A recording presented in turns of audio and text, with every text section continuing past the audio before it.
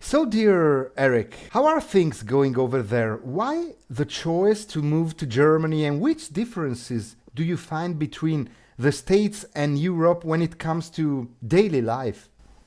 Yeah, that's first and foremost. The reason I'm here is I fell in love with a German woman and ended up moving here, and we married 3 years ago, and yeah, we're trying to make a little life for ourselves here. That's yeah. The reason we're here is well, her her family is here, and a number of reasons that I came over here. But love was first and foremost the reason I Yeah. came over, and it also opened up an opportunity for me to yeah, start performing again, and eventually go back in the studio and start recording again, things like that. My my music audience was always a bit more, let's say, tangible and a little more, yeah, just easier to navigate for me over here in Europe, and my isolation in the States and years kind of away from the music industry. It seemed fair enough to kind of see if I could relocate over here and reconnect. And when you're in love, you do all kinds of crazy stuff, you know, right? Yeah, yeah, yeah. So that's probably, yeah, moving to Europe was a kind of a crazy thing, right? And now I guess you call it an expatriate or whatever.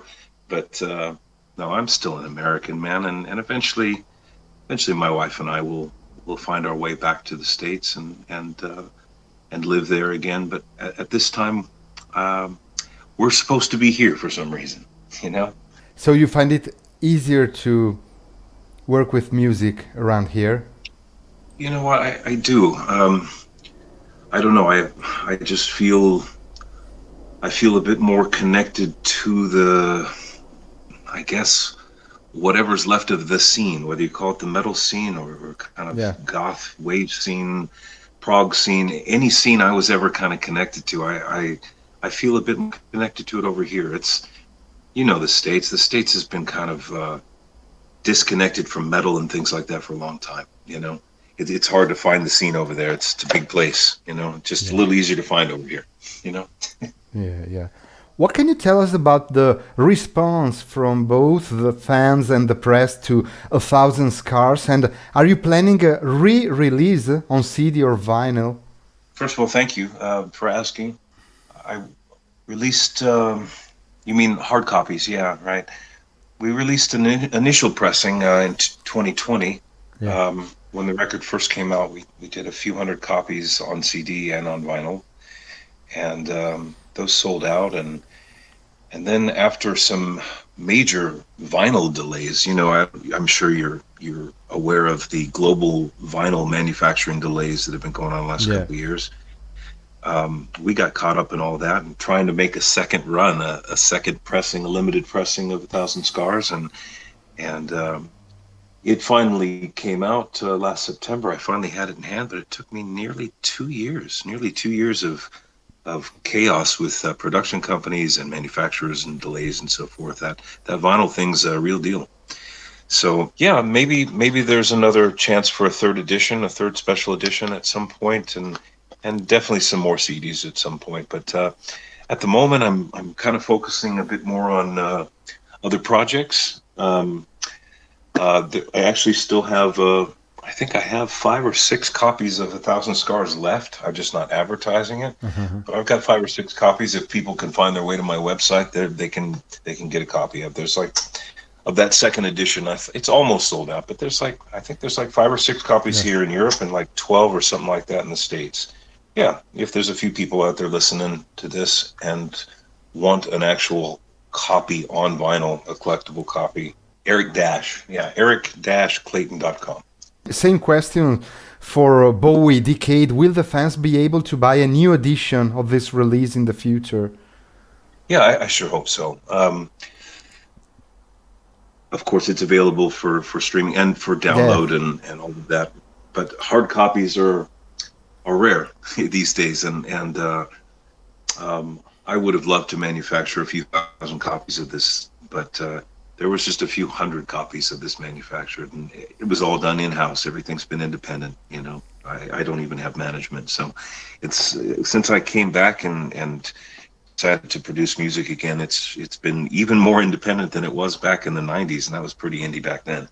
But yeah, man, it's just me and a few friends basically doing what we can, and I'm not aggressively promoting anything. As you know, I don't give interviews often, um, but I do hope that there's let's say a demand for another pressing of 1,000 Scars somewhere down the road. There's less than 1,000 copies in existence of it, so yeah, it would be nice to get a few more copies out there. What are you planning these days, like either on the studio side or the live one? Well, immediately, Hmm. very immediately, I'm headed to the Netherlands to record a vocal with Marcel Konen. Um, I hope I pronounced his last name properly. I probably butchered it because I'm not Dutch, and Dutch is very tricky, even more tricky than German, I think.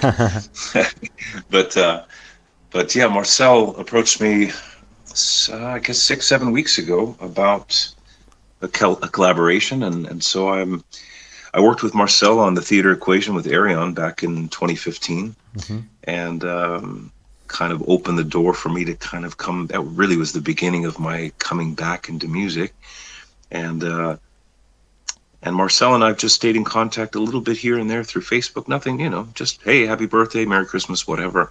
But he reached out recently with sent me a piece of music, a really cool 6-minute piece of music, and asked me if I'd be interested in writing a vocal melody and some lyrics and performing a vocal with him. So yeah, it's the first time I've done this in a while, but I'm getting ready to record a collaboration with a brilliant guitar player, and I think it's a really cool piece of music. And yeah, I could probably even announce the title here. It's actually the title of the track is called "Of Broken Hands." Outside of that, recording wise, I don't really have anything planned at the moment. I'm writing a little music here and there. Nothing with. I haven't really sat down and said, okay, I'm gonna write a piece of music or I'm gonna write a concept record or anything like that.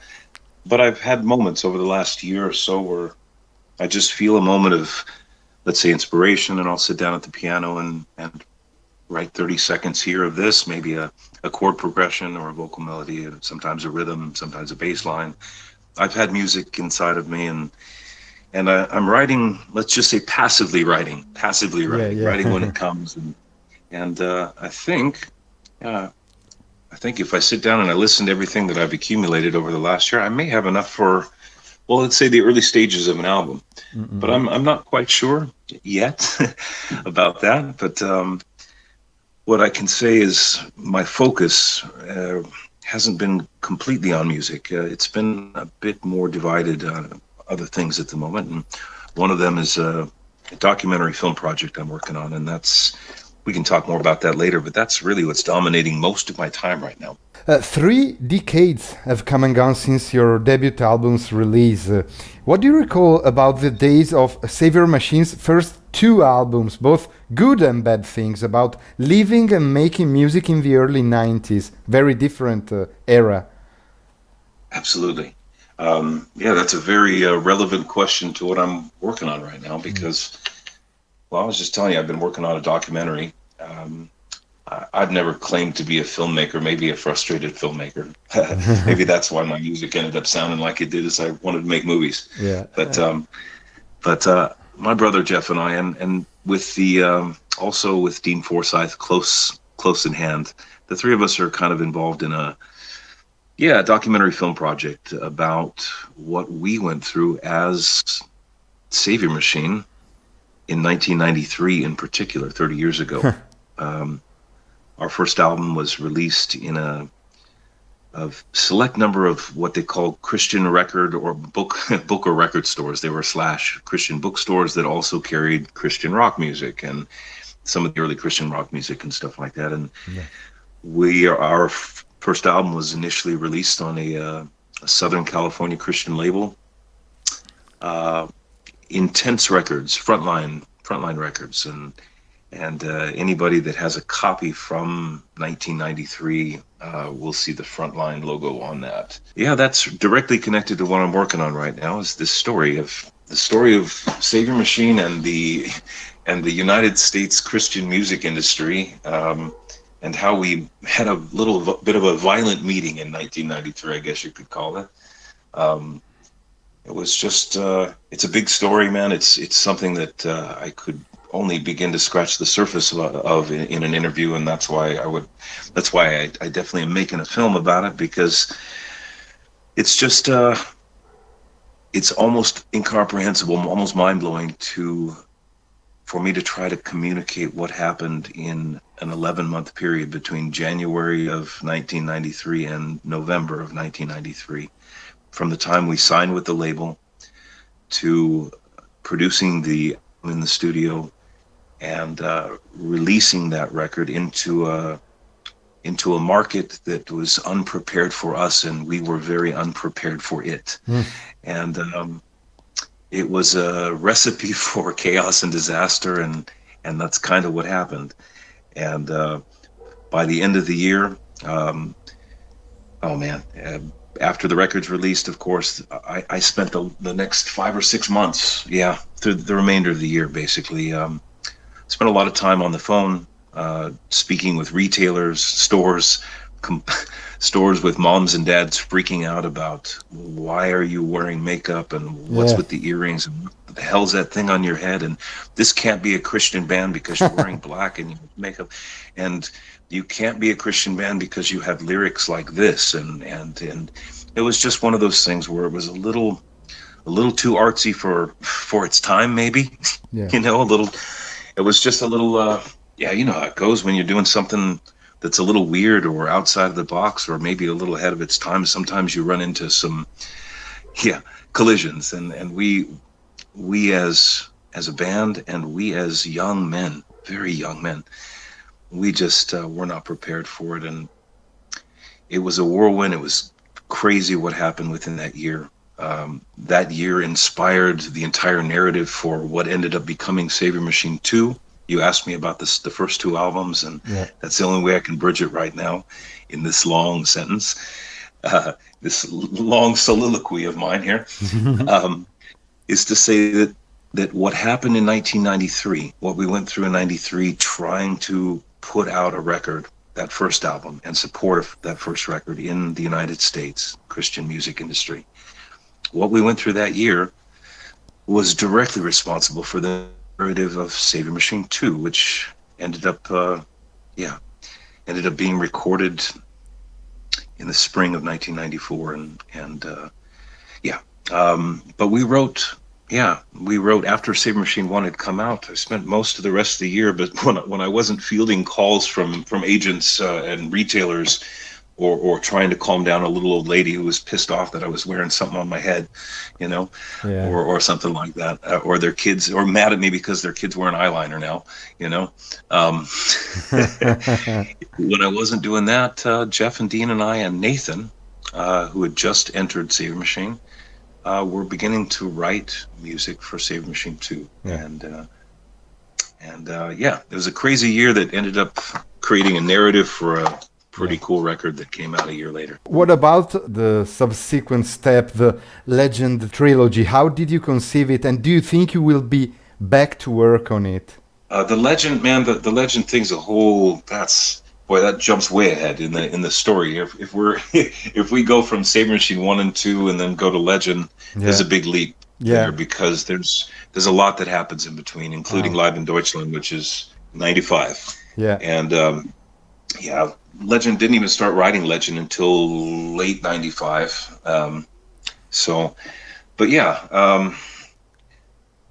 would, the whole Legend thing is definitely a different a different animal, and if it's out of respect to you and your listeners and readers, I would prefer not to speak about the Legend trilogy. That's just one of those things, man. It's like, it's still a pretty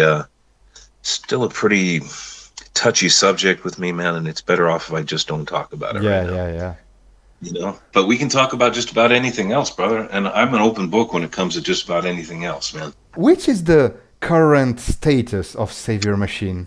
Well, that's a good, fair question. Inactive. Absolutely inactive.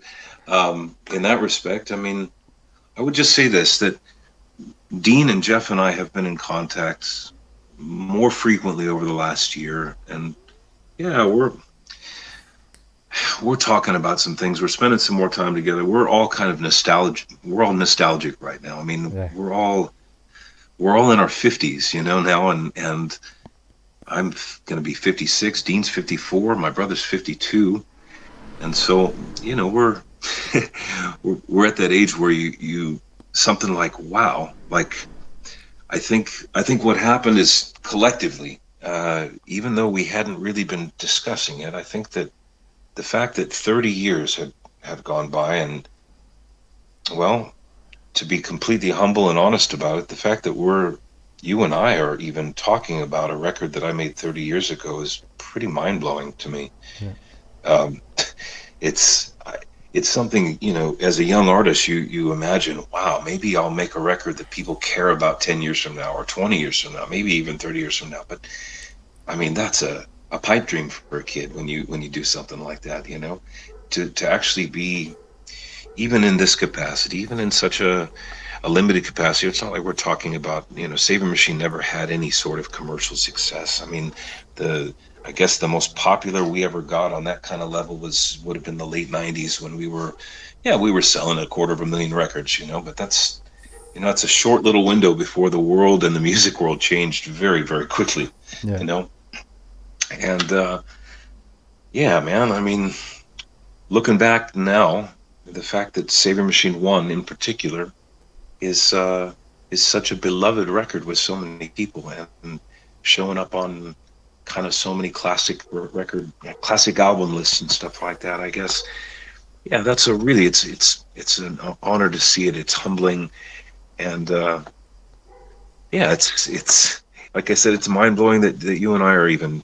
You and I never met before today. We still haven't Yeah. met face to face, and God willing, we will someday, but Yeah. we may never. And yet, something that I started off doing with my brother and a very dear friend in a garage in Grand Terrace, California in 1988, eventually turned into a record, and then turned into another record, and then turned into a thing, a band, a project, something that somehow made a mark during a decade that had a lot of different things going on. I'll let you know that Dean and Jeff and I have all been in a bit of a nostalgic place lately. And you know how when you get in I'm not that kind of person typically where I tend not to be nostalgic. I'm very much a person who lives in the moment and tries to be present in the moment.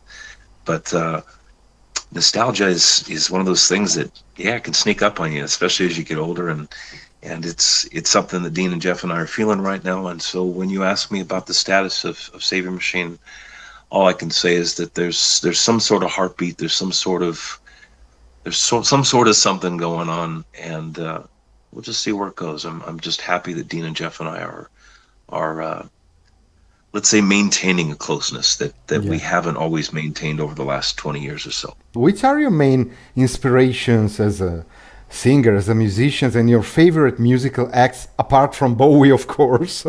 Right.